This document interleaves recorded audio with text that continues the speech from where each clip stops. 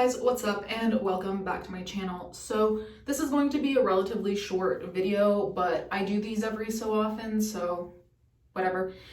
So this is basically like a little life update thing. I mentioned in a community post and in prior videos that I was moving. I got a couple of questions about that. I'm gonna answer what I remember. But there's also something else I wanted to touch upon. I was living in the East Coast for a year. A lot of people didn't realize that until I posted like pictures with the snow and they were like, where in California is it snowing? So I was living on the East Coast and I'm moving. I'm not going to disclose where to for privacy reasons and reasons I'm sure you guys can guess.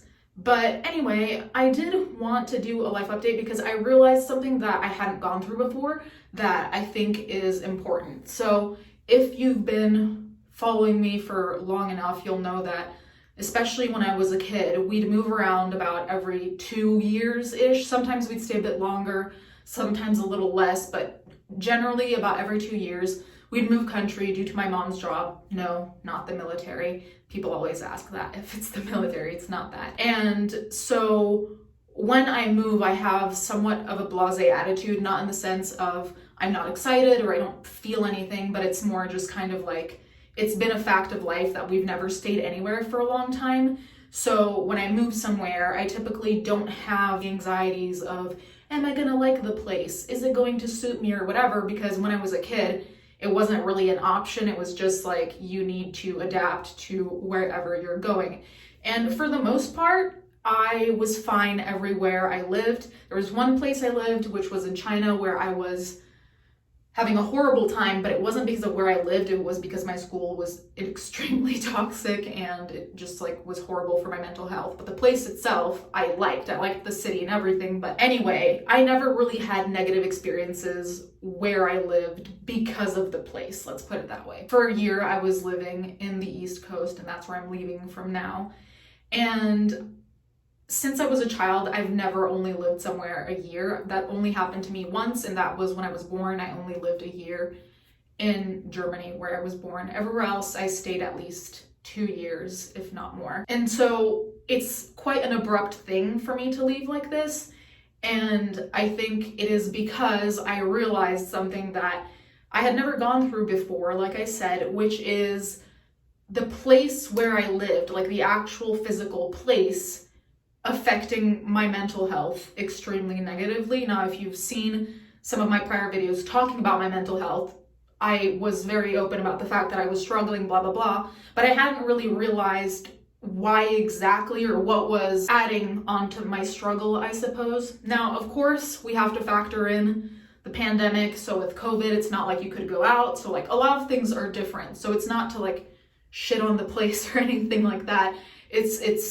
The pandemic was just part of it, but I realized that where I was living, I just felt extremely isolated, and not just pandemic isolated, because obviously I was living in California for part of the pandemic and I never felt that type of isolation, even though I barely ever left the house unless it was groceries.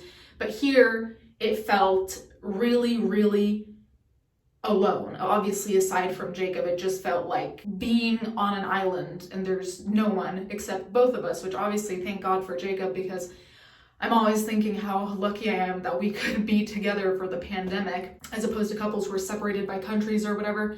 But I think we both had some sensation of isolation. I certainly did.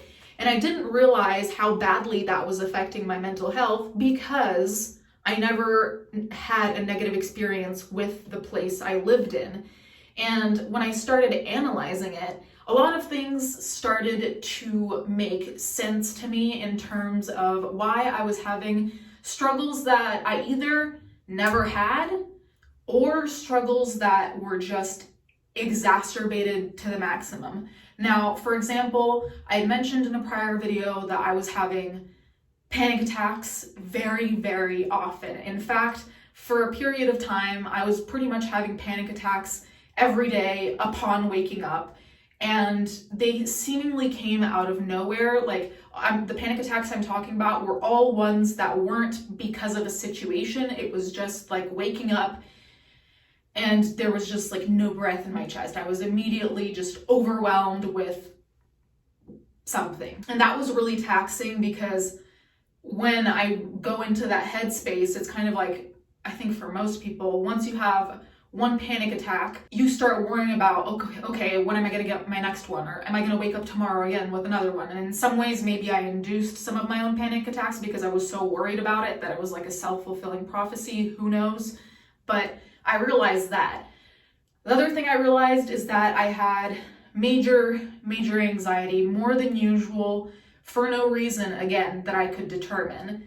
And that was difficult to manage as well, because there were times where I could just hear my voice start shaking and then my hands would start shaking and I just wouldn't know what had happened, because really nothing happened. And granted, sometimes anxiety is like that, but on the other hand, most of the times for me, I get anxious about something. The majority of the time, I know what's triggering it. Here, it was like almost every time it happened, it was like I had no idea what had occurred to put me in that headspace. And then I think the last kind of like symptom of like the place being part of the problem, at least, was that I was just being really unhealthy. Like typically I ate healthily, but there were just like a lot of behaviors that weren't typical to me that were being exacerbated and just like generally were new habits that I hadn't had before. Like I just didn't eat lunch anymore. There was only one meal a day, and some of that is the pandemic, but I think some of that was,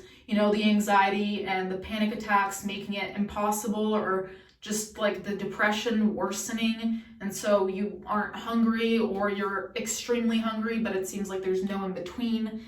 And the bottom line of all of this, I guess, is to say that I realized that where I was heavily affecting all of these things.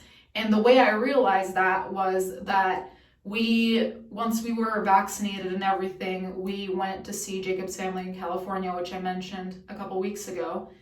And everyone was vaccinated. We were safe. And while I was there, I did not have panic attacks. I did not have anxiety. I did not have a lot of the things that were occurring in that specific place. And I think part of that is because there I have a support system. There's Jacob's family. Where we moved to, there's no family. I have no family in the States, like blood, but obviously Jacob's family is family. But the only place where that would be in California. So I think that was part of it, because that obviously helps with the isolation.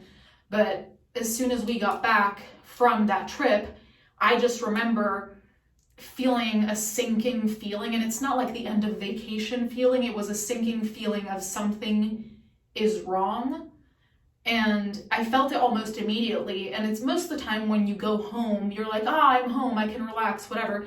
I never got that kind of happy feeling to be home in your own space and all of that. That never happened, which also was a big red flag. Anyway, that's it. That's my little life update. But since it was something I never experienced, I figured I would maybe talk about it. I don't know if you guys have experienced that there's a place that just is toxic to you for some reason. Thank you guys so much for watching. Thank you to my patrons as always, and I'll catch you guys next time.